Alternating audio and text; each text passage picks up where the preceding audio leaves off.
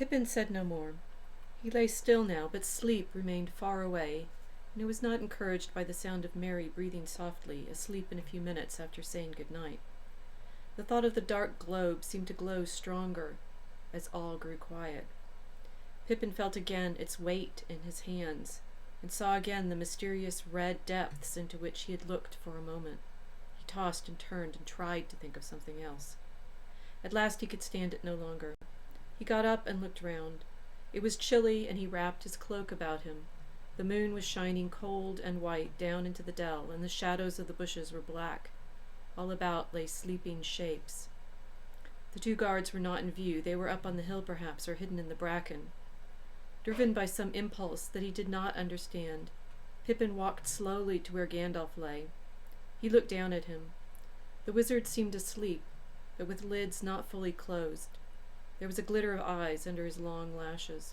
Pippin stepped back hastily. But Gandalf made no sign, and drawn forward once more, half against his will, the hobbit crept up again from behind the wizard's head. He was rolled in a blanket with his cloak spread over the top, and close beside him, between his right side and his bent arm, there was a hummock, something round wrapped in a dark cloth. His hand seemed only just to have slipped off it to the ground. Hardly breathing, Pippin crept nearer, foot by foot. At last he knelt down. Then he put his hands out stealthily and slowly lifted the lump up. It did not seem quite so heavy as he had expected. Only some bundle of oddments, perhaps, after all, he thought, with a strange sense of relief. But he did not put the bundle down again. He stood for a moment clasping it. Then an idea came into his mind. He tiptoed away, found a large stone, and came back. Quickly now, he drew off the cloth, wrapped the stone in it, and kneeling down, laid it back by the wizard's hand. Then at last he looked at the thing that he had uncovered. There it was, a smooth globe of crystal, now dark and dead, lying bare before his knees. Pippin lifted it, covered it hurriedly in his own cloak, and half turned to go back to his bed. At that moment Gandalf moved in his sleep and muttered some words. They seemed to be in a strange tongue. His hand groped out and clasped the wrapped stone. Then he sighed and did not move again. "You idiotic fool!" Pippin muttered to himself. "You're going to get yourself into frightful trouble. Put it back quick." But he found now that his knees quaked, and he did not dare to go near enough to the wizard to reach the bundle. "I'll never get it back now without waking him," he thought. "Not till I'm a bit calmer. So I may as well have a look first. Not here, though." He stole away and sat down on a green hillock not far from his bed. The moon looked in over the edge of the dell. Pippin sat with his knees drawn up and the ball between them. He bent low over it, looking like a greedy child stooping over a bowl of food, in a corner, away from others. He drew his cloak aside and gazed at it. The air seemed still and tense about him. At first the globe was dark, black as jet, with the moonlight gleaming on its surface. Then there came a faint glow and stir in the heart of it, and it held his eyes, so that now he could not look away. Soon all the inside seemed on fire. The ball was spinning, or the lights within were revolving. Suddenly the lights went out. He gave a gasp and struggled, but he remained bent, clasping the ball with both hands. Closer and closer he bent, and then became rigid. His lips moved soundlessly for a while. Then with a strangled cry he fell back and lay still. The cry was piercing. The guards leapt down from the banks. All the camp was soon astir. Welcome. I'm Professor Rachel Fulton Brown, and this is The Forge of Tolkien. What had Pippin seen? Of course, what he's done is, sneakily, Indiana Jones style, by replacing one rock with another, taken the Palantir of Orthanc from under Gandalf's arm while he's sleeping and looked into it. Was this a magic crystal ball? Well, it's crystal. When Tolkien describes the Palantir, when you see them in the movies, they're meant to be a black stone, a dark stone, but then they glow, right? So, although Tolkien never comes out directly and say basically they're looking in a crystal ball, they're looking in a crystal ball. But why? What are they seeing? Why does it work? And is it magic? So I went through a number of different titles for this episode, and I was thinking, it's like I wanted to say magic, and then I wanted to say elf magic, and then I would say elf craft, and then I wanted to say Galadriel's mirror. It's all of the above, but the principal problem is the Palantiri and exactly what kind of device, art, magic they actually are, because in fact they're crystal balls. And so, you say, I have, like, on Telegram I have the little Bitmoji sticker pack, and one of my favorite ones is, me, myself, looking into the crystal ball going, ooh, right? Is Tolkien saying that there is magic in Middle-earth that includes the kinds of things that we would describe as crystal gazing? Gazing into mirrors, gazing into Galadriel's mirror, gazing, which is a water magic, right? Exactly what is he doing here? Well, you will remember that when Sam has always in the story wanted to see elves and wanted to see some elf magic, and there's a particular moment when the Fellowship is in Lothlorien. The Galadriel comes to Frodo and Sam and invites them to come see something, right? And she says to Sam,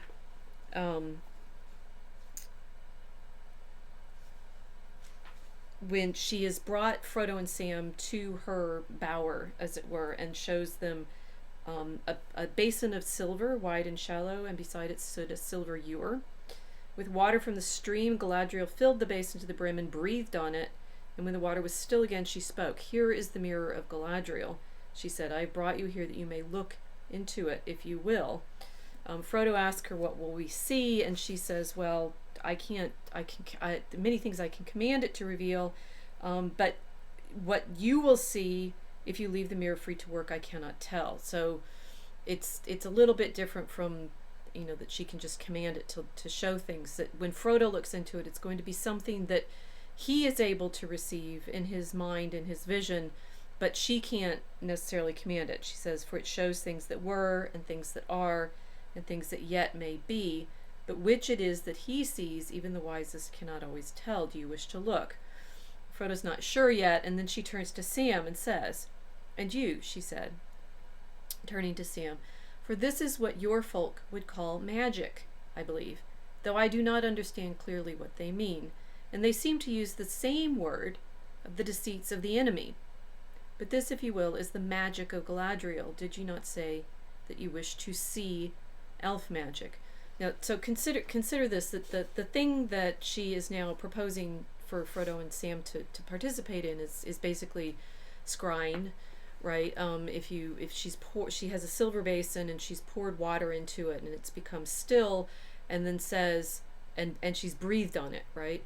That in medieval and early Renaissance, in Renaissance magic, this is the kind of practice that you would expect, well, John Dee to be engaging in by way of his angelic assistants, right? Edward Kelly and his angels. Or we know from medieval descriptions of magical practice, right, it was often the case that you could scry in the thumbnail of a young boy, right? So you'd smooth it out, right, and then look into it and see things. So Galadriel is saying, this is, elf magic, but, and makes this very, this sort of interesting kind of disclaimer.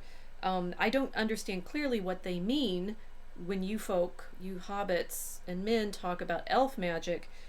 They seem to use the same word of the deceits of the enemy. So there's a complexity here. Is magic good or is it deceitful? Well, she's just told Frodo that you can't really necessarily know what it is you're seeing in her mirror, whether it's a truthful mirror or whether it's showing you something that's deceptive. So how can she claim that her magic is not the same as the enemy's magic, and is there in fact different kinds of magic? I think, and it's interesting, I've been doing a lot of reading. Some hopefully by this time I've done more videos with E. Michael Jones and Owen, because I'm in conversation and thinking with them a lot, and with the kinds of things that Owen in particular has been saying on his bear streams about breaking spells, right?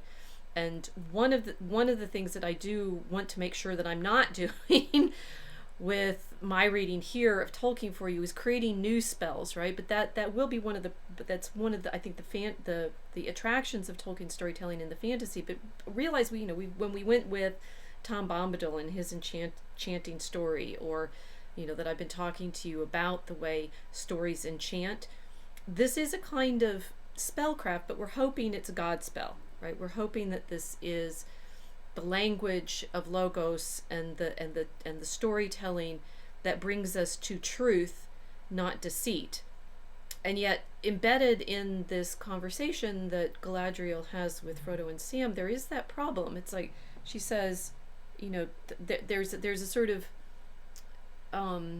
freedom to what she's suggesting for Frodo. The mirror will show. She says, many things I can command the mirror to reveal, and to some I can show what they desire to see. But the mirror will also show things unbidden, and those are often stranger and more profitable than things which we wish to behold. What you will see if you leave the mirror free to work I cannot tell, for it shows things that were, and things that are, and things that yet may be. But which is it that he sees? Even the wisest cannot always tell. Do you wish to look? That's a little bit of a gamble. Right, and you, if you know the scene, of course, you realize that when Frodo looks in, he sees a variety of problems. First stars, and then he gave a low gasp, for the stars went out. As if a dark veil had been withdrawn, the mirror grew gray and then clear. There was sun shining, and the branches of trees were waving and tossing in the wind. Oh, sorry, that's Sam looking. I'm sorry. I'm a little distracted and stressed today, and partly it's because I think I'm trying to talk to you guys about magic, which is troubling to me for a lot of reasons right now. The sense of what Christians have to do with this sort of spelling, this sort of spellcraft, has been pressed upon me rather powerfully in the past couple of weeks. But also, if things go to schedule, you're seeing this on election day, and you realize there's a meta problem in my mind, which is exactly what is it we're seeing when we look into scrying glasses, right? Of a variety of sorts. Be thinking about that. Which one am I thinking of?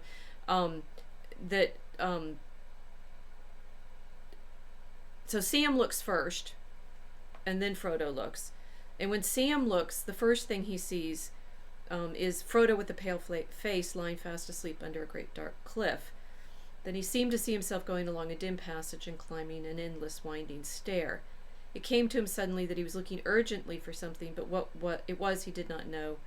Like a dream, the vision shifted and went back, and he saw the trees again, and then he sees the Shire, the destruction of the Shire, and he gets angry and saying, I must go back, I must go back, I must go back. And the lady reminds him, remember, the mirror shows many things, and not all have yet come to pass. Some never come to be unless those that behold the visions turn aside from their path to prevent them. The mirror is dangerous as a guide of deeds. Which then, makes you wonder why she went and had them look in it in the first place, right? Because it's like showing Sam, and you realize what Sam sees, and the dream imagery is here, the sort of dream travel and time travel that Tolkien's always playing with, and they're in Lothlorien. So in certain respects, the Fellowship is now out of ordinary time, and when we talk more about Elfland and Fairy, we'll come back to this, but there's a way in which all of the time that the Fellowship spends in Lothlorien is time out of the regular moment, right? So exactly the degree of time travel that they can have by looking in Galadriel's mirror is complicated. But she's showing them this mirror and saying, it's not necessarily a good guide, right? So why look? What is it you're doing trying to see the past, the distance, the future, if you're looking in a magic mirror or in, for example, the Palantir? And then when Frodo looks, then Frodo asks, do you advise me to look? Asked Frodo. No, she said, I do not counsel you one way or the other. I'm not a counselor. You may learn something, and whether what you see be fair or evil, that may be profitable, yet it may not. Seeing is both good and perilous. Yet I think, Frodo, that you have courage and wisdom enough for the venture. I would not have brought you here. Do as you will. So Frodo looks and sees, in fact, Gandalf, we know, dressed in white. But there's a doubt. He's not sure what he sees. He finds himself yet again, this is another of those visions where they see themselves in the scope of a great story, in the scope of great history. First he sees Bilbo walking restlessly about his room. Then there was a pause, and after it many swift scenes followed that Frodo in some way knew to be parts of a great history in which he had become involved. The mist cleared, and he saw a sight which he'd never seen before but knew at once. The sea, darkness fell, the sea rose and raged in a great storm. Then he sees a city, a white fortress with 7 towers. It's Gondor, we recognize. A ship with black sails, smoke as of battle. And then suddenly the mirror went altogether dark as if a hole had opened in the world of sight, and Frodo looked into emptiness. In the black abyss there appeared a single eye that slowly grew until it filled nearly all the mirror. So terrible was it that Frodo stood rooted, unable to cry out or withdraw his gaze. The eye was rimmed with fire, but was itself glazed, yellow as a cat's, watchful and intent, and the black slit of its pupil opened on a pit, a window into nothing. And then the eye starts searching for him, and Frodo finds himself sort of leaning forward, and Galadriel says, "Don't touch the water." It's clearly a very intense experience trying to look into the Palantir as Pippin did, or the Mirror of Galadriel as Frodo did. Remember, Gandalf has warned Pippin about looking into it, and yet he couldn't keep him from sneaking in and trying to look, because Pippin had picked it up when Wormtongue threw it off of the tower at Orthanc. I do expect you guys to know the story already when I'm talking about all this. I hope so. Please read The Lord of the Rings. So the crystal ball that Pippin is looking in the scene I read at the beginning of this episode was at Orthanc. Saruman had it in his possession, and Wormtongue threw it off the tower, right? Pippin picks it up and holds it long enough for it to start working on him, so that when they're sleeping later in the journey, Pippin wants to look again, right? He's seen something and he wants to look again. So there's a the desire to see can become a craving, right? That's like this overwhelming looking. And yet, both when Galadriel has Frodo and Sam look in her mirror, and when Pippin desires to look in the Palantir, this is a dangerous exercise, because in both cases, both with Pippin and with Frodo, Sauron's attention comes and starts watching them. Do we ever have this experience now? Okay, so just this is still degree of scene setting, but also to give you some degree of in fact the terror that I do think Tolkien is trying to give us for working with this magic, but also the curious kind of denial that he has that what Galadriel is doing, or what the Palantiri are doing, potentially is as such evil, right? Well, it's one of those continuing things that, as with religion, which we've been talking about for a long time, is there magic? I'm wondering whether you have ever thought about it in quite these terms before. Is there magic in The Lord of the Rings? Is there we haven't really talked about the Silmarillion much yet, and we're going to get to that. But just, I'm assuming you've read The Lord of the Rings. The Silmarillion, okay, you can start when we start talking about it more. But is there magic in The Lord of the Rings? By definition, fantasy involves magic. Wizards and staffs. I mean, mainly the magic that Gandalf does is like make light, right? So it's like flashlights. Palantiri, well, okay, fine. It's an iPad or some kind of screen. I mean, obviously Tolkien is writing long before there are any of these kinds of devices that we have. That, yes, I confess, I spend an awful lot of my life peering into, looking into the distance somehow. Right, and it's interesting to me that although our phone screens, where's my phone? I don't have my iPad with me, right? But You say, although our phone screens are flat, they're definitely black before you activate them and enable yourself to start looking at the world in them, right? So it one of these wonderful, uncanny kind of time travel-y ways, Tolkien has not only predicted the storm that hit England in 1987, he's also somehow, by way of his imagining of these devices, imagined the kinds of contact that we can have almost magically now. Well, it's interesting that for Tolkien, what's important, and of course I just lost my place. Oh dear. There we go. Is that he, just as he will insist that there is religion but isn't religion in his legendarium, he also insists that there's magic but not magic throughout. And if you're used to thinking fantasy literature is the magical genre as opposed to sci-fi, which is the tech genre, remember that both he and Lewis wrote both, right? The Notion Club Papers is kind of meant to be space travel, but is also time travel and sort of fantasy travel because it's part of the Númenórean story. That's one of the problems, right?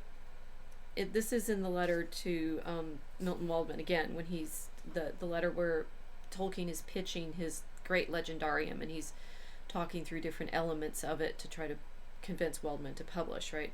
And so he's saying he dislikes allegory, and the story is going to be about the fall,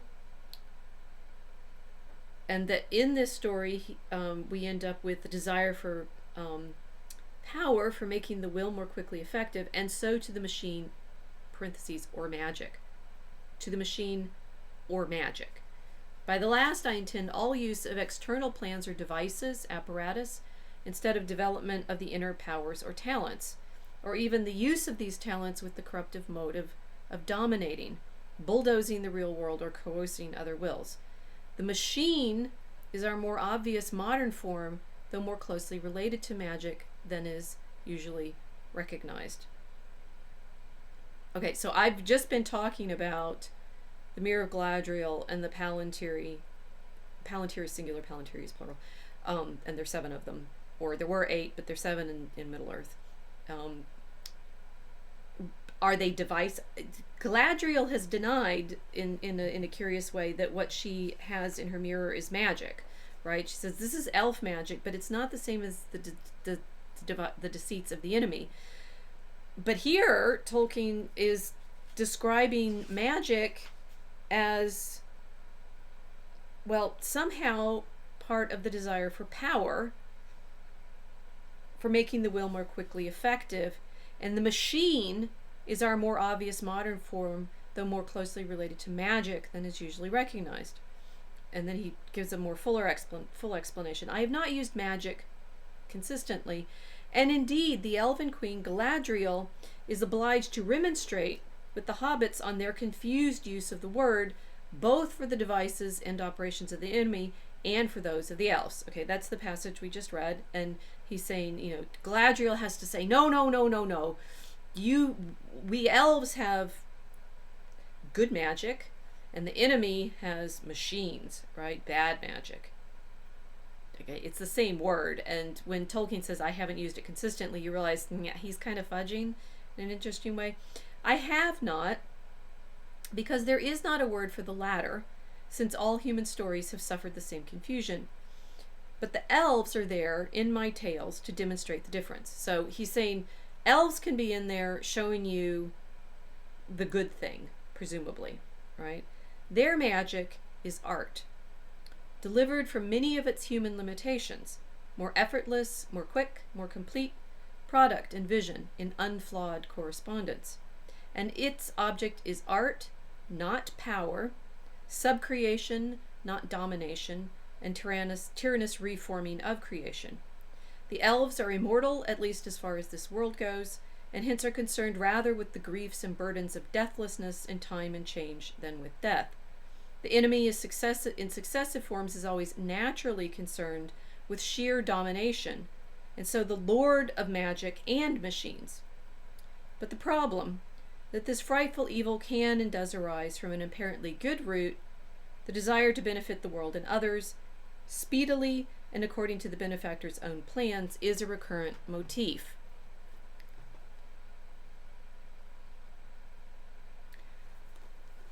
So what I'm upset about and what I'm really wrestling with is some reading that I've been doing about the Catholic Church and the long history of the Church's own engagement in the study of what, if we're speaking plainly, the creaking doors are for Halloween. If we're speaking plainly, is in fact magic, but which the Church over the centuries, particularly from the Renaissance, has insisted on calling something else, like natural magic. This goes back to the Renaissance, and this is the reading that I've been doing is it was meant to be for another purpose, and then I realized I'm actually reading about Tolkien always, because Tolkien is always trying to wrestle with these deep problems in our whole civilization, right? And I think the question of magic and the question of devices and machines and power and knowledge is all folded into this, and that we are doing this while I'm looking, recording this, looking at a camera, obviously, which then gives you the illusion that I am talking directly to you when I do this over the distances, right? It's like I've suddenly horribly enough become the eye of Sauron. I can see you while no, I can't, right? And one of the things that happens for Frodo is he's afraid that when the eye is roving around and looking, that it can see him. I'd say that's, obviously one of our worries at the moment, the degree to which devices like our phones and our tablets and computers and stuff, because they have cameras, can look back at us and collect information off of us. Certainly the browsers are collecting information off of us as we search for toys and books and dog diapers. My life with my dog in the last few weeks. And so that this kind of tension between neutral and actively evil is, I really appreciate, one of the things that Tolkien either predicted or was perhaps always inherent in this desire for knowledge, right? So go back to the Renaissance Church, that one of the very important things that happens in the 15th century is the Florentines, the Medici in Florence, get very, very interested in making a lot of money, and they're bankers, and so they turn as you do, to usury, which means making gold out of other people's labor without actually putting yourself at any risk, because you're lending money which you then collect interest on, which then eventually eats up everything. The debt bubble, which if you guys follow Vox, Oro, and you definitely know about, right? And E. Michael Jones and I talked about that in our episode on usury, that the debt bubble starts eating everything up, and there's always the need for more gold, which then means you bring in the alchemists, and you're trying to transform base metal into gold so that your money supply maintains consistent. The princes are constantly running out of money in the 15th and 16th century, including the popes. And one of the other interesting things that's happening in the Renaissance, in addition to the rise of banking, actually there are two more things. There's art, right? There's the patronage of all of our great Renaissance artists, like Michelangelo, who does the painting for the Sistine Chapel, which is the Pope's private chapel, right? That's not a public work of art. That's a very private work of art. It's just for the popes. He also helps architecturally design St. Peter's. And it's in the course of building St. Peter's that the popes really ramp up the selling of indulgences, which is basically, it's supposed to be almsgiving for good works, but it turns into a money-making scheme on the part of the papacy so that they can, decorate their private palaces and make St. Peter's, which I now no longer see as the greatest church in Christendom. I kind of never really did, because I always liked Gothic architecture better, but now I see it very much differently, that it is indeed built on usury and theft. And that's of course what Martin Luther was protesting against. Of course, it really gets the rabbit holes I have been going down here on usury and art and architecture would fill many episodes. But the part on magic is very interesting, because at the same time in Florence we have people like Marsilius Ficino, who is reading Plato and various other works of Neoplatonic philosophy, as well as the Corpus Hermeticum, the corpus of Egyptian magic, and with his contemporaries. Ficino, I've read Ficino back in grad school, on love, commentaries on his Plato and love and so forth, and so I'm a little bit familiar with this. People like Ficino, and also Pico della Mirandola, got very excited at the idea of a fusion of philosophy and theology and Kabbalah and Hermetic magic. And this all goes into, in the period, this is the late 15th century, this great, sort of artistic flourishing in Florence, but also the great flourishing of banking and usury. And the popes are, on the one hand, sort of theologically orthodox, at least insofar as they still kind of say that usury is not great. But on the other hand, they get very, very interested in this occult philosophy, to the extent of having paintings included in their own apartments of Hermes Trismegistus, the great magician. That's probably more gravy than you can swallow in one go. And what's interesting is I recognize now all of this is potentially still bundled up, hundreds of years later. It's still present now, right? A lot of what people are talking about in terms of what Pope Francis is doing and the ways in which he's sort of welcoming Amazonian goddesses into, Christian rituals and such, that's been going on philosophically and, clandestinely for centuries. Within the higher ranks of the church, and I'm actually not surprised by this. It's more, I'm just sort of, all the pieces are coming together, but with the argument that comes from the Renaissance, right? And this is how it all sort of sticks around in the Catholic conversation, with the argument, as Pico della Mirandola made it, that there's a difference between bad magic and good magic, right? That there is good magic, which is natural magic, which draws on the properties of nature and is, the definition of good magic is always not coercive, right? And if you recognize that that's what Galadriel says about her mirror, right? It's like, she can compel it to show things, but and leaves it free to work and so forth. But the problem is this sort of tension between wanting to use the magic to dominate and the magic simply to learn stuff, right?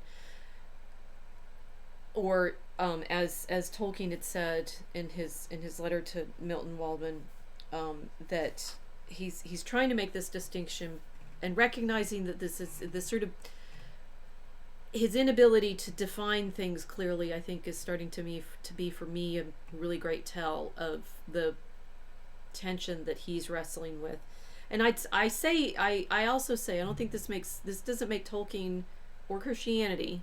We're Jesus is still the great breaker of all the spells and the wizardry, so don't worry about that. But what we see is the degree to which Tolkien is like transmitting all of the tensions that are inherent in Western civilization to his fantasy, to storytelling, which we always knew, right? We do know that he's doing that. And I think what we're doing now is testing the degree to which he's actually resolving these tensions. I'm not sure he does, right? I think he's simply illustrating them and their terrible danger, right? The terrible, terrible danger of going one way or the other with your desire for domination. That he says, and you're familiar enough with me now and with Tolkien in my talking about him that everything leads to everything else, right? But he's been talking about how he dislikes allegory, And he says everything he's written about is mainly concerned with fall, mortality, and the machine. And the machine comes into the problem of the fall and death because he's saying the sub-creator wishes to be the Lord and God of his private creation. He will rebel against the laws of the creator, especially against mortality. Both of these, the fall and mortality, alone or together, will lead to the desire for power, for making the will more quickly effective, and so to the machine or magic, right? But by the last I intend all use of external plans or devices, apparatus, instead of development of the inherent inner powers or talents, or even the use of these talents with the corrupt motive of dominating, bulldozing the real world, or coercing other wills. The machine is our more obvious form, though more closely related to magic than is usually recognized. So he's getting there, right? He's getting there and saying, my stories, they're not allegory, but they do have to do with these problems of fall, mortality, and magic, and recognizing that the desire for magic is always ultimately bound up with this desire for coercion. Now, Galadriel did not want to coerce either Frodo or Sam. I think it's probably fair to say she tempted them in a sense, and then Frodo sort of returns the favor and tempts her with the ring. Right? At which point she's like, whoops. Okay, I have to say no to the ring. I have to say no to that greater desire for domination. But she showed the hobbits something pretty terrifying and powerful, and she in fact potentially let Sauron see Frodo, which you can say is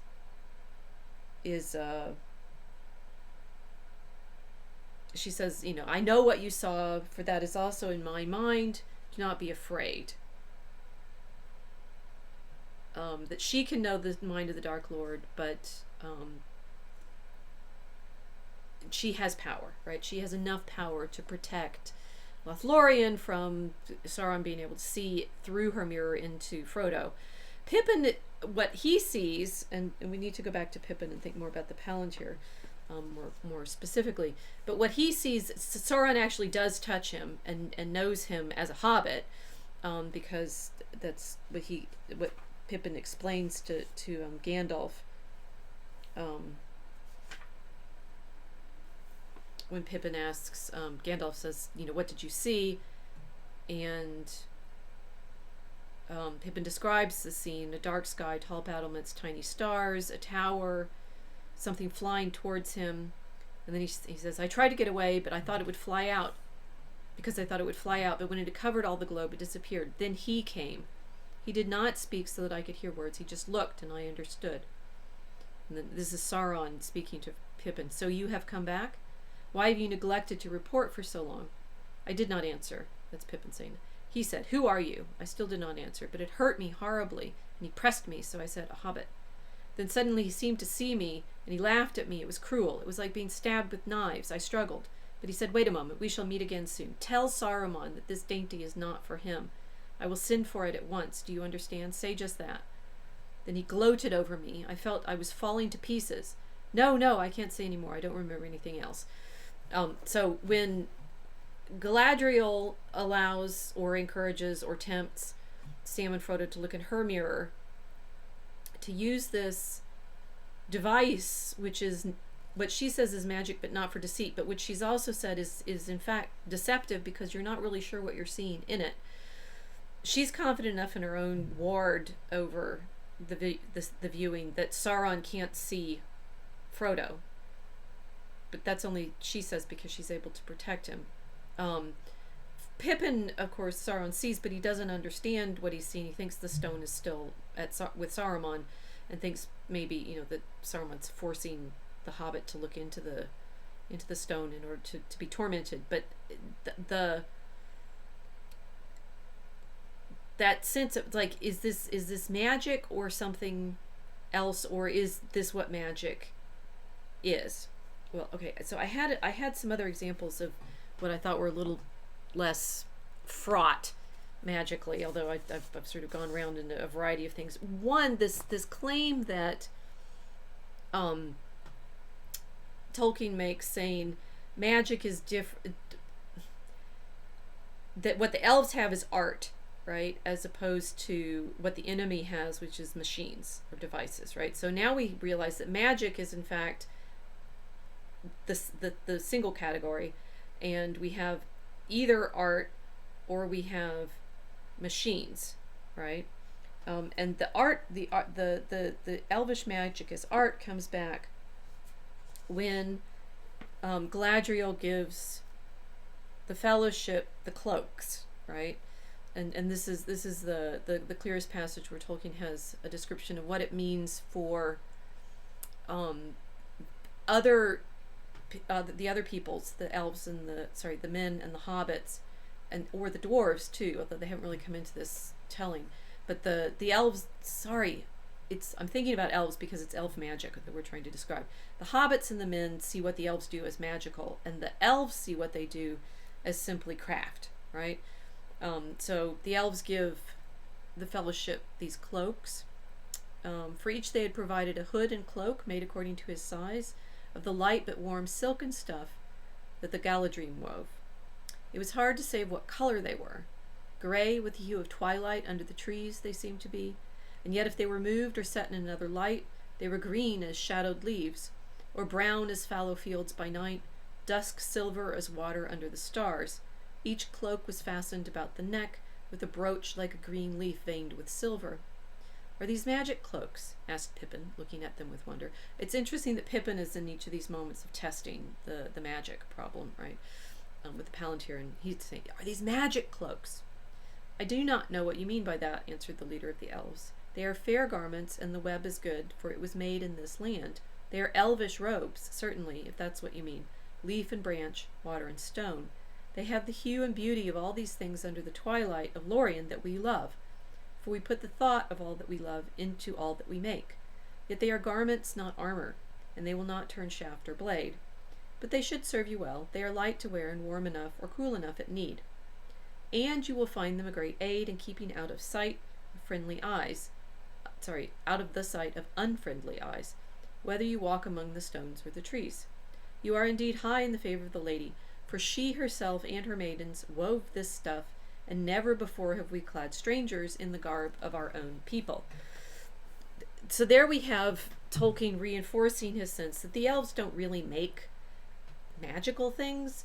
They just make things that they love and that they make with great skill and attention to materials and attention to their, it's like the web is good, and that they are mixing in the elements of the land that they love, right? So the cloaks, sort of blend with the land, and that's how you can make, they're not cloaks of, you might say they're cloaks of invisibility, right? Because as the leader of the elves says, you will find them a great aid in keeping out of the sight of unfriendly eyes. If you wear these cloaks, you'll basically be invisible. But it's not because Tolkien is trying to say, and not say, because they're magic, but just because they're really well made. Well, again, he seems really over and over again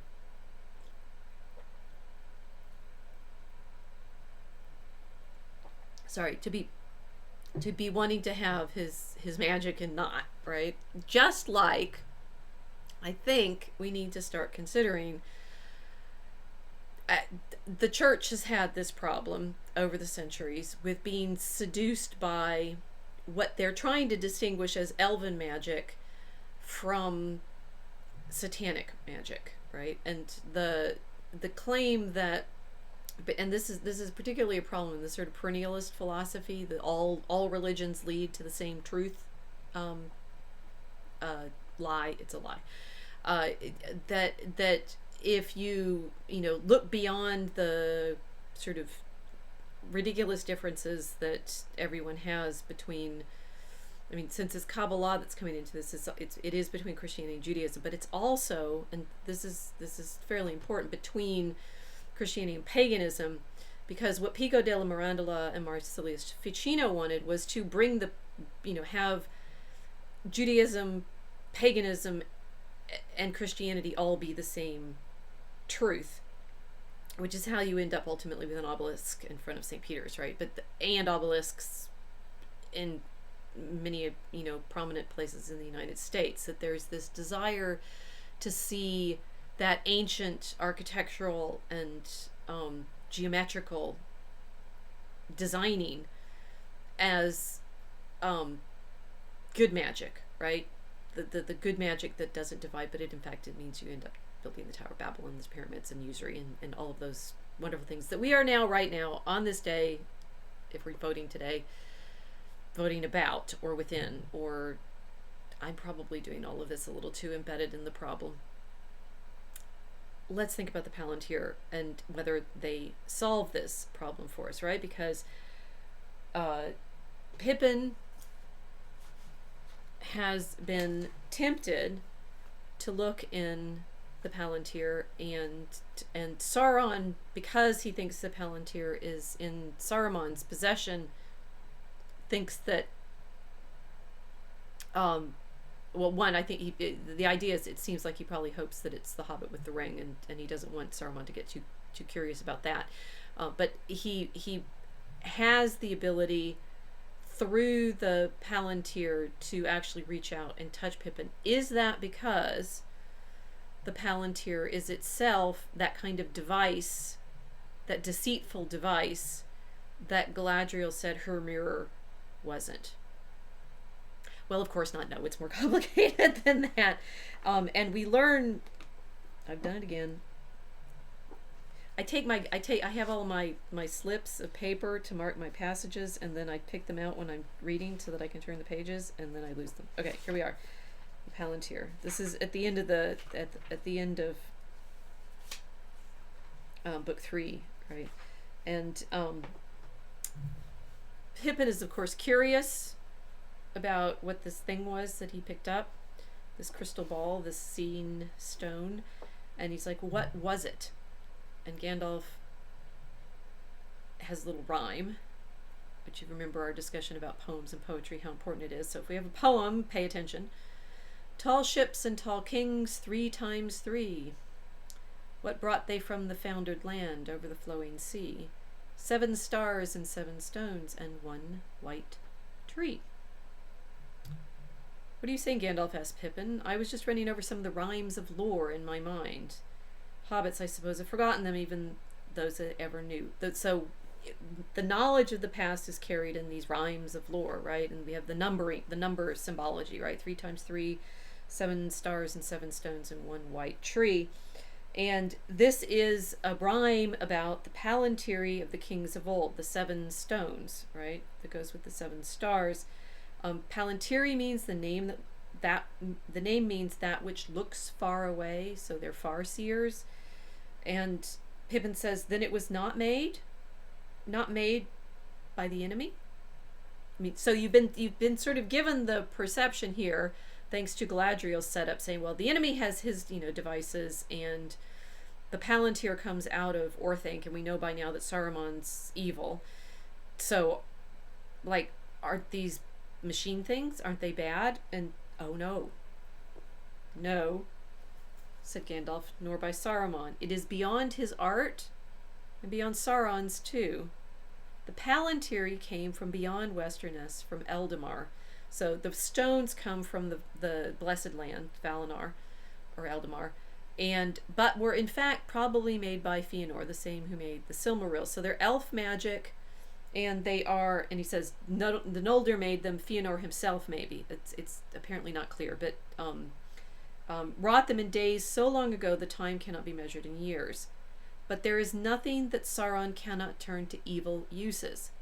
So the stones, these Palantiri, that Sauron is using to capture Saruman, and then as we learn later, if you watch the movies or you paid attention, Aragorn eventually claims the stone that Saruman had and looks into it and wrestles with Sauron. But Denethor has had one of these stones, and he's also been basically driven mad by what he's been shown in the stone, even though he has, the sort of strength, the strength to potentially do more than Pippin was able to do with it. But he's still but Sauron is so. But the problem with the stones are these dark glasses, mirrors, crystal balls that Sauron is using to control both Saruman and Denethor. They're not, in fact, evil of themselves, or so Gandalf insists when he's describing them for Pippin. Perilous to us all are the devices of an art deeper than we possess ourselves. And Saruman should have known better, he says. Fool, he must bear the blame to keep it secret for his own profit. He never told us, counsel, that we had one. Men have forgotten them. And even in Gondor, not very many knew about them. They were a great secret. What did the men of old use them for? Asked Pippin, delighted and astonished at getting answers to so many questions. To see far off and to converse in thought with one another, said Gandalf. They had their stones that they set up at Minas Anor, Minas Ithil, Orthanc. There's one at Osgiliath, 3 in the north. The House of Elrond says, in the House of Elrond, it's told they were at Anu Minas, Amonsul, and Elendil's stone was on the Tower Hills. Each Palantir replied to each, but all those in Gondor were ever open to the view of Osgiliath. And then he's trying to figure out where exactly they are, and describes to a certain extent how more we're able to. There's 7 of these stones. They're situated around Middle-earth. They are basically crystal balls that you can look into, and there's a whole sort of lore that Tolkien has in the back of his mind that he described further in various notes about the way you can use these devices as seeing stones. They're objects of great craft and art that, and this has come up over and over and over again, we're getting to the point of all this, take great strength of will to use. Now when Gandalf is talking to Pippin, he's saying, he says some various vague things like,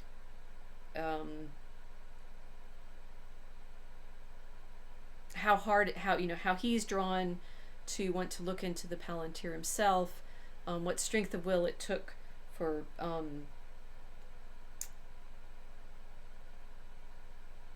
Saruman to use it, and so forth and so on. Over and over and over again, you realize that the deep mystery that Tolkien is wrestling with is, in fact, how you can use these devices to control someone else. And that always, always, always is what it comes back to when he's wrestling with this problem of this distinction between magic and machines. And is there one? All right, well, let's talk a little more about the Palantir just so we get the rest of the picture here. He describes them. This is a sort of excerpt essay that Christopher published in the it's called the Palantiri, and it's in Unfinished Tales, and gives a history of the stones if you want that in more detail, but also this description of their mechanism. They were perfect spheres, appearing when at rest to be made of solid glass or crystal, deep black in hue, right? They're crystal balls. At smallest, they were about a foot in diameter, but some, certainly the stones of Osgiliath and Amonsul, were much larger and could not be lifted by one man. Originally, they were placed in sites suitable to their sizes and intended uses, standing on low round tables of black marble in a central cup or depression, in which they could at need be revolved by hand. They were very heavy but perfectly smooth, and would suffer no damage if by accident or malice they were unseated or rolled off their tables. They were indeed unbreakable by any violence, then controlled by men, though some believed that great heat, such as that of Orodruin, might shatter them, and surmised that this had been the fate of the Ithil stone in the fall of Barad-dûr. That's Orodruin is Mount Doom, and the fall of Barad-dûr would be when Sauron's tower falls, right? Though without any external markings of any kind, they had permanent poles, and were originally so placed in their sites that they stood upright. Their diameters from pole to pole pointed to the earth's center, but the permanent nether pole must then be at the bottom. The face, so it's imagining, they're oriented to the globe of the world, and so they're like little earths, right? And their poles align with the earth's center if they're seated correctly. The faces along the circumference in this position were the viewing faces, receiving the visions from the outside, but transmitting them to the eye of the surveyor upon the far side. It's like we're getting to the Masonic eye on the top of the pyramid, right? If you think Sauron's eye in the the movie version, I do things like the roving eye. In fact, what the roving eye is in the Palantir. It's not like on the top of the tower. It's in his stone, and it's like the eye shining out of the crystal ball, basically, that he's using to survey everything that he's seen. And a surveyor, therefore, I'm really wondering how much Masonic imagery is in here, but okay. A surveyor, therefore, who wished to look west would place himself on the east side of the stone, and if he wished to shift his vision northward, must move to his left, southward. By the minor stones, those of Orthanc, Ithil, and Anor, and probably Anuminos, had also fixed orientation in their original situation, so that, for example, their west face would only look west and turn. He's trying to make it all very like technical, right, in his own imagination, that they, they're not just crystal balls that you look in and it's like, no, they're poles. They have a pole. They're oriented. They're seated in these sort of dishes. You have to stand on the right side of them. Okay, so it's like you have to turn you realize how it's like we have to press this right with our device, and we have to be able to tap the right thing, and we have to orient it. It's sort of this tension between the tech and the magic is much more present, I think, in Tolkien than probably most people realize. It's closer to this kind of sci-fi stuff that he's doing in the Notion Club papers, with this tension between wanting to get the frame and the mechanism right, so that it's not really magic, but there is a problem with it as magic, which is how they work. So they can only see, they don't transmit sound. Ungoverned by a directing mind, they were wayward, and their visions were apparently at least haphazard. From a high place, their westward face, for instance, would look to vast distance, its vision blurred and distorted to either side and above and below, and its foreground obscured by things behind, receding in ever-diminishing clarity. Also, what they saw was directed or hindered by chance, by darkness, or by shrouding. They couldn't look through mountains. Okay, so there's more technical stuff, exactly how they they could see through walls but see nothing within rooms, caves, or vaults unless sunlight fell on it, and they could not themselves provide a project light, blah blah blah. He's trying to, like, they just work, right? There's not that you don't have to. It seems like you don't have to do any rituals over them to turn them on. In the movie, when Saruman's using his, right, he's sort of doing magic hands and stuff over it, but what Tolkien did try to, in his own imagining of the stones, his crystal ball internet access, try to give you some sense that they are constrained by art, but ultimately this is what he wants. A viewer could, by his will, cause the vision of the stone to concentrate on some point on or near its direct line.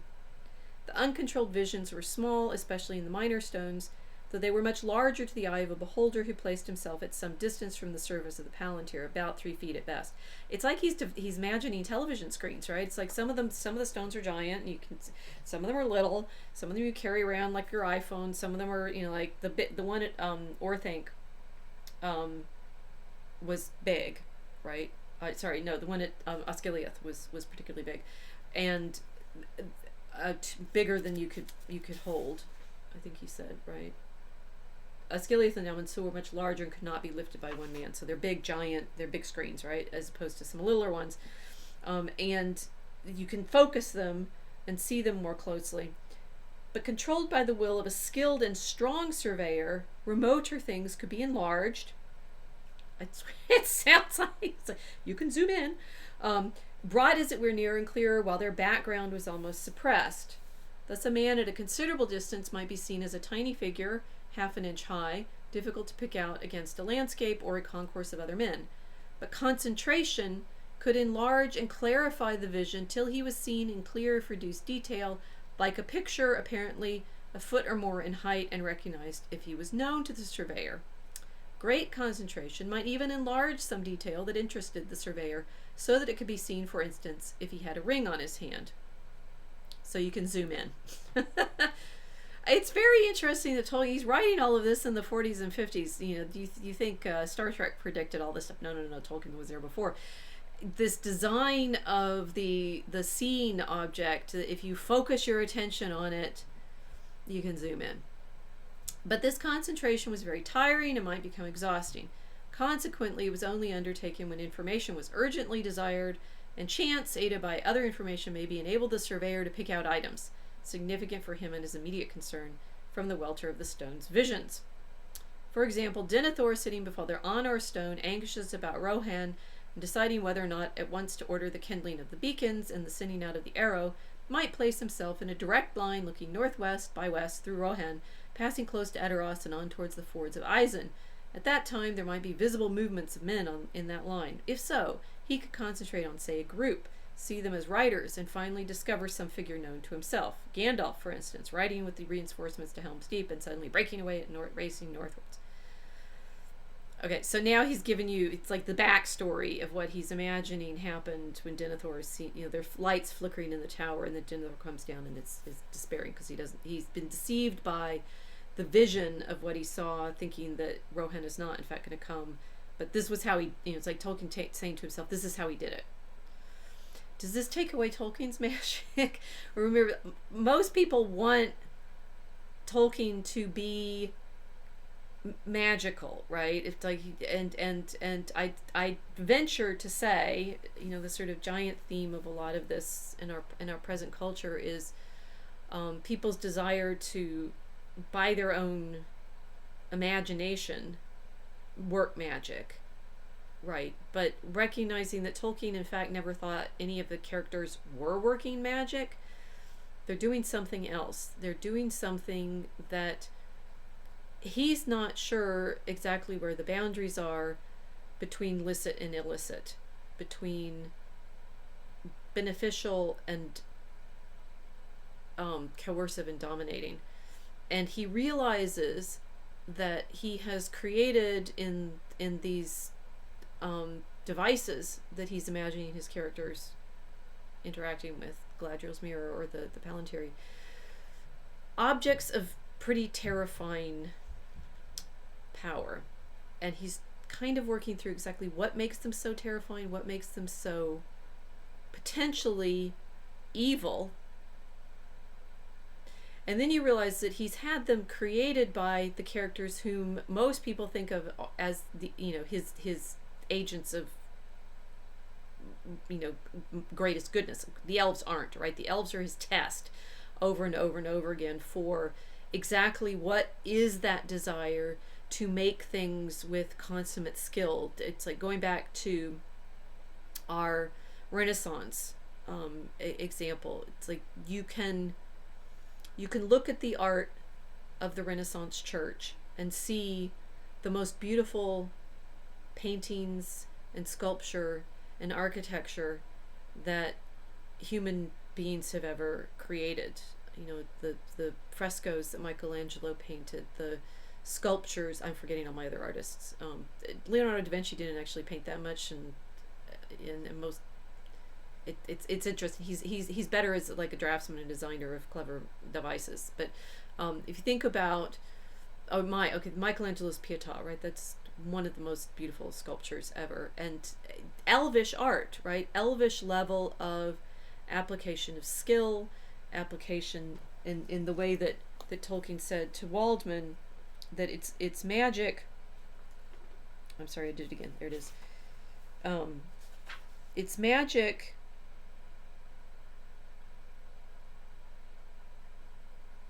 Or maybe that was in what Galadriel said.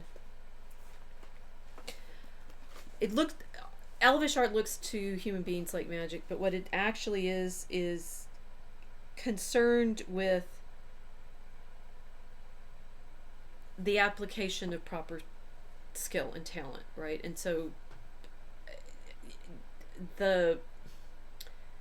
what we would call Tolkien is effectively attributing what we call works of genius to the elves, right? That they are drawing on their love of the materials, their love of creation, their love of subcreation, working within the, within in the image and likeness in which they're made, to craft beauty, right? But in fact, the objects that cause the most problems in Middle-earth in the story are also devices of Elvish make, right? Fëanor not only makes the Palantiri, he makes the Silmarils, which is basically the driver for the entire destruction of well, it is the driver for the destruction of Beleriand in the long run, but it's the driver for the destruction of the elves because they become so covetous of these great jewels. But the elves also make those rings of power, which the reason that Galadriel can be confident that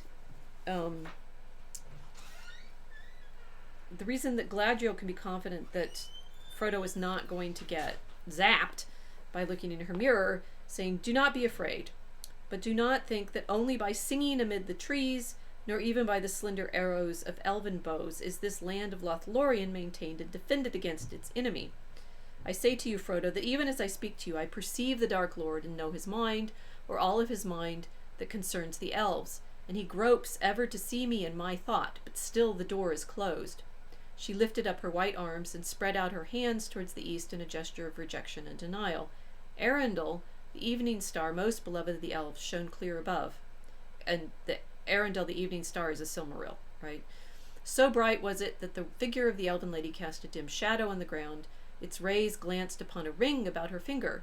It glittered like polished gold overlaid with silver light, and a white stone in it twinkled as if the even star had come down to rest upon her hand. Frodo gazed at the ring with awe, for suddenly it seemed to him that he understood. "Yes," she said, divining his thought, "it is not permitted to speak of it, and Elrond could not do so, but it cannot be hidden from the ring-bearer and one who has seen the eye. Verily, it is in the land of Lorien, upon the finger of Galadriel, that one of the three remains." The three rings. "This is Ninya, the ring of adamant, and I am its keeper." And then she explains that if Frodo succeeds in his quest to destroy the One Ring, her power will also diminish. But she's got a diamond ring. Adamant is diamond. She's got a diamond ring, and that enables her to keep Lothlorien protected. It also enables her to restrain Sauron's eye in its ability to see into Lothlorien, even though she can know the mind of Sauron in particular ways. All of these magic devices are, objects of Elvish craft, but they're the problem. The magic, the magic is the thing. The ring, the gold, the usury, the alchemy, the, devices for preserving beauty are themselves the problem in Middle-earth that is destroying it. I'm pretty sure Tolkien, well, he would keep saying that he's not thinking allegorically, and therefore trying to read all of this, what I've just been doing with, sort of the parallel history of the problem of magic in the church, into the problem of magic that Tolkien's wrestling with, and his own wrestling with whether things like the Palantiri or machines or magic. Well, that's kind of the problem that we in the present are still wrestling with, even as we think of the internet as this device primarily for good, because we're sharing information, we're sharing stories, and we're sharing videos, and we're sharing beauty and art and goodness. And yet, and here's my sort of mildly political conversation, we're going nuts because we can't tell whether what we're seeing in these magic far-seeing devices is true or not. Right? Think about the way that, Sam sees, that Sam is he's a poor guy. He's looking in, sees first what he thinks is a vision of Frodo, and not sure whether he's just asleep or dead, right? But then he sees Ted Sandyman cutting down trees that he shouldn't. They oughtn't to be felled. It's that avenue beyond the mill that shades the road to Bywater. I wish I could get at Ted, and I'd fell him. But now Sam noticed the old mill had vanished, and a large red brick building was being put up where it stood. Lots of folk were busily at work. There was a tall red chimney nearby. Black smoke seemed to cloud the surface of the mirror. "There's some devilry at work in the Shire," he said. "Elrond knew what he was about when he wanted to send Mr. Merry back. Then suddenly Sam gave a cry and sprang away. "I can't stay here," he said wildly. "I must go home. They've dug up Backshot Row, and there's the poor old gaffer going down the hill with his bits of things on a barrel. I must go home." He's in a panic because of the thing that he's seen in the mirror. He's in a panic because of what he's seen on the Elvish internet. And he doesn't know whether it's real or not. And Galadriel cautions him, "Remember, the mirror shows many things, and not all have yet come to pass. Some never come to be, unless those that behold the visions turn aside from their path to prevent them. The mirror is dangerous as a guide of deeds." Our internet is dangerous as a guide of our deeds, and I'm finding it truly uncanny, the degree to which Tolkien has predicted, by way of his storytelling and his meditation on the problem of these devices, which, I as far as I'm concerned, the internet might as well be magic, because, although I can be told, quote, how it works, we don't, for those of us hobbits dealing with this stuff on a day-to-day basis, we're not really thinking about, whether or not you've oriented your GPS right so that your Palantir is showing you the direct things. You just look in it, and you have this sense that you're seeing truth, but what are you seeing? Are you seeing shadows? Are you seeing shades? Who is looking back at you while you're looking in it? Well, Tolkien had some very interesting footnotes to some thoughts that he had about exactly the degree of willpower it took to use these kinds of devices. And he says the Palantiri could not themselves survey men's minds at unawares or unwilling. I mean, nobody's going to force you to look in your iPhone, right? But for the transference of thought depended on the wills of the user on either side. It's now we're talking about Skype and Zoom conversations, right? And thought received as speech was only transmittable by one stone to another in accord. And then he has a variety of author's notes, footnotes, that show us the degree to which he realizes that this stuff is really, dangerous. He says the use of the Palantiri was a mental strain, especially on men of later days not trained to the task. And no doubt in addition to his anxieties, this strain contributed to Denethor's grimness. His wife probably picked up on it sooner. He has some problem with Saruman's strength.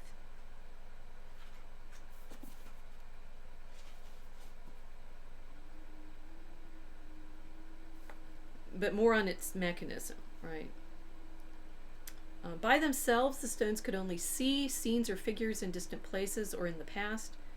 These were without explanation, and at any rate, for men of later days, it was difficult to direct what visions should be revealed by the will or desire of a surveyor. But when another mind occupied a stone in accord, thought could be transferred, received as speech, and visions of the things in the mind of the surveyor of one stone could be seen by the other surveyor. These powers were originally used mainly in consultation for the purpose of exchanging news necessary to government, or advice and opinions. That's uncanny. Less often in simple friendship and pleasure or greetings and condolence. Yeah, right. I wonder if the trolls ever got to use the Palantirs. It was only Sauron who used a stone for the transference of his superior will, dominating the weaker surveyor and forcing him to reveal hidden thought, to submit to commands. How is that possible to do? Well, you realize over and over and over again, Tolkien's come back to this idea that directing the images that these far-seeing stones show you, or that Galadriel's mirror shows you, takes great strength of will, and that it's evil, and it's consummately evil on Sauron's part to use them for something other than simply sharing, right? It's good magic if you are in consultation or about government, although it's less usual just to hang out and chat. But that only Sauron goes so far as to try to use these devices to, in fact, force others to submit to him. And that's what makes it evil. Well, all of this fits with the Renaissance it's actually late medieval also, but there's this sort of Renaissance understanding of good magic and bad magic, and this is where things get horribly tricky and complicated, and Tolkien is obviously wrestling with all this because he wants magic. He wants elves. He wants beautiful art. He wants elves who are able to, I'd say, transcend the limitations of their own. Well, they're immortal, right? So in the sense that they live forever in the earth rather than dying, and that they can transcend the limitations of mortality and make these absolutely exquisite, beautiful objects. But deep down, he knows that desire for the elvish magic, that desire for the elvish alchemy, has a seed of evil, in that it can be turned and transformed. Well, in Renaissance magic and medieval magic, magic is always about controlling angels, conjuring, right? Conjuring angels, and the distinction that people like Marsilius and Pico tried to make, and there's earlier necromancers handbooks and such that I'm familiar with from the medieval period. They try to make this distinction, like, we're just summoning these angels to do good works. We're the Solomonic magic of naming all the angels and bringing them to earth and getting them to do good things for us, beyond our capability as human beings, simply with our own skills and crafts. Yeah, and then you start thinking, as Gandalf had said about the One Ring, and Galadriel at least recognized when Frodo offers her the One Ring as opposed to the ring that she's working with already, her diamond ring, that sense of I can do good is very easily transformed into the sense of, and I'll do it even if people don't want it, because I know what's better for them. That temptation is a powerful one, and we have many devices now that human beings in our elvish capacity as sub-creators have made, that we are now trying, and in fact it's been going on for centuries. It's not just now. It's just that we just have these magical Palantiri that work, in fact, trying by way of our spellcraft to change people's minds, to get them to vote. All those messages, if you're still on Facebook, that you've been getting for the last some months, telling you vote, right? Command. Tell Sauron wants to get into your mind and make you do his will. How strong are we when we look into our Palantir? How dangerous is it? To be continued.